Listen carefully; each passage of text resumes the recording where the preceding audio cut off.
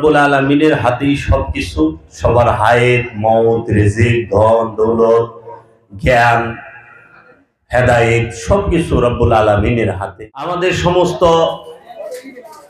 কিছুর মূল উদ্দেশ্যই হচ্ছে আত্মপরিচয়, নিজেকে চেনা। মহানবী বলছেন, মান আরাফা নফসাহু ফাকাদ আরাফা রাব্বাহু। যে নিজের নফসকে চিনতে পেরেছে, কোনো সন্দেহ নাই সে তার রবকে চিনে ফেলেছে।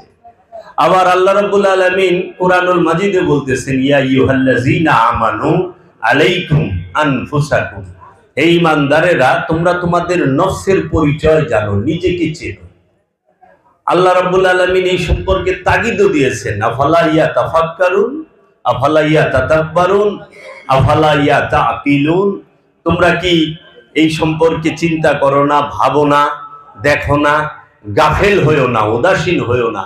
কারণ আমাদের জীবনটা অতি সীমিত, হায়াতটা, আমাদের হায়াতে জিন্দেগি অতি সীমিত। এই সীমিত সময়ের মধ্যে যদি আমরা নফস থেকে খান্নাস রূপী শয়তানকে, কামনাকে, বাসনাকে আমরা তাড়াইতে না পারি, মুসলমান না করতে পারি, তাহলে আমাদের কোনো ফায়দা হইল না এই জন্মে।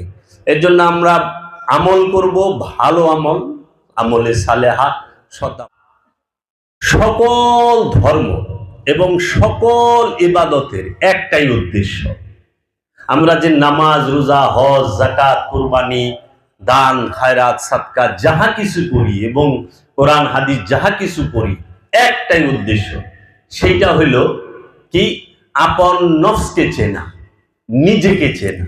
এবং আমার এই নফসের সাথেই যে আল্লাহ রাব্বুল আলামিন পরীক্ষা করার জন্য খান্নাস রূপী শয়তানকে দিয়েছেন, সেই খান্নাস রূপী শয়তানকে মুসলমান করার জন্য অথবা তাড়িয়ে দেবার জন্যই হচ্ছে আমাদের এই সমস্ত ইবাদত, বন্দেগী, আমল, আখলাক সমস্ত কিছুই, সমস্ত আদেশ নির্দেশ রব্বুল আলামিনের এই একটার জন্য।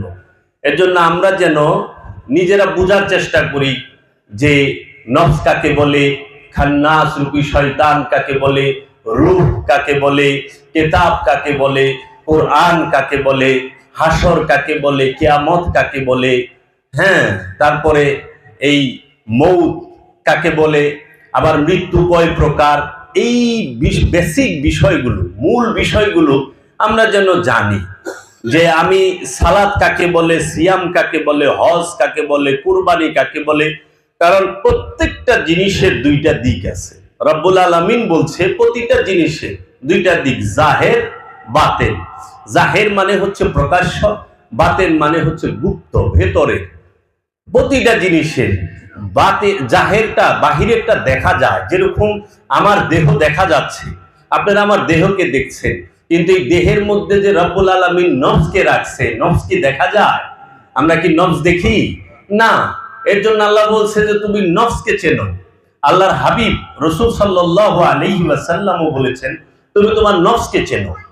আবার এই দেহের ভিতরে আমাদের একটা মনও আছে। দেহ দেখা যায়, মন দেখা যায় না। চোখ দেখা যায়, কিন্তু চোখের দৃষ্টি কি দেখা যায়? আপনারা সবাই তাকায় রয়েছেন আমার দিকে, কিন্তু আপনারা কে কি রকম দেখতেছেন আমি বলতে পারবো না। তো কাজেই এই দৃষ্টিটা দেখা যায় না। অনেকে আফসা দেখতেছে, অনেকে ক্লিয়ার দেখতেছে, কিন্তু চোখ সুন্দর। তো এই বিষয়গুলো জানতে হবে আমাদের। এর জন্য আপনারা কিতাবাদি পড়বেন।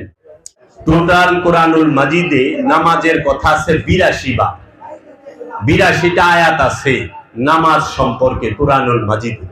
এই 82টা আয়াত এই কিতাবের মধ্যে দেওয়া আছে। কোন সূরায় কত নাম্বার আয়াত? 38টা সূরার মধ্যে টোটাল 82 বার সালাতের কথা, নামাজের কথা বলা হয়েছে। সবচেয়ে বেশি নামাজের কথা যেই সূরাতে বলা হয়েছে সেই সূরার নাম হচ্ছে সূরাতুল বাকারা। 10 বার, 10টি আয়াত আছে সূরাতুল বাকারা সালাত সম্পর্কে।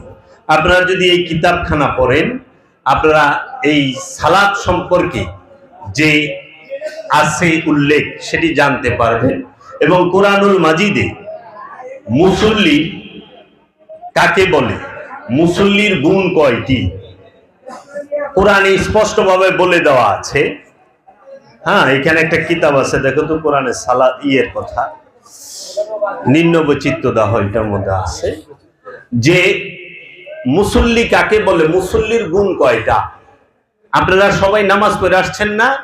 যারা নামাজ পড়ে আসছেন তাদের সবাইকে বলা হয় মুসল্লি, যারা নামাজ পড়ে তাদেরকে বলা হয় মুসল্লি।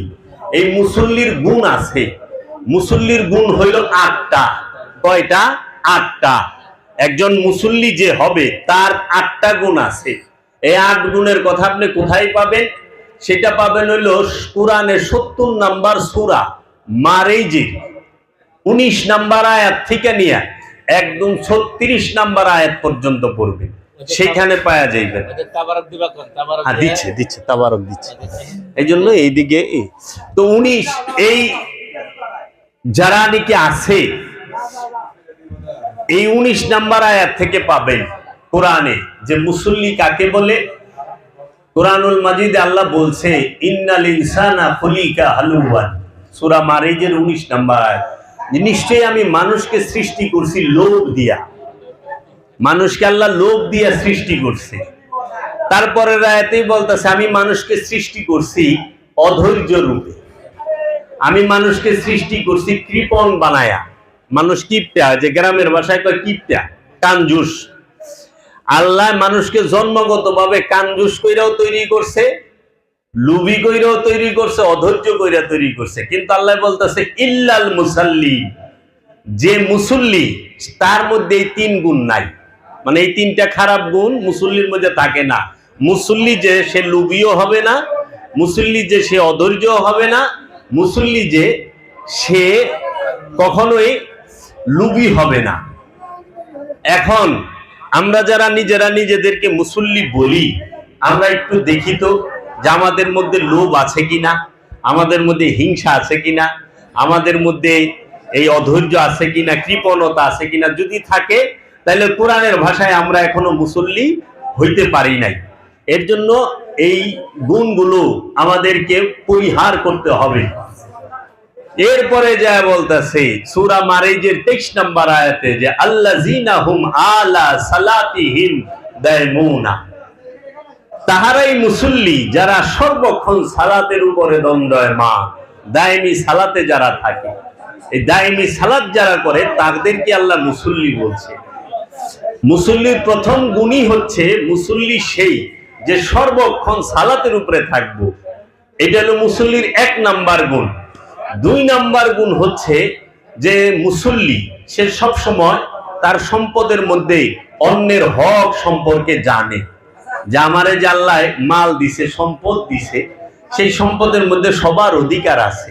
আত্মীয় স্বজন, গরিব, মিসকিন, অনাথ, হ্যাঁ, সবার, মুসাফির, সবার অধিকার আছে। সবাইকে সাহায্য সহযোগিতা করতে হবে, মুসল্লির গুণ।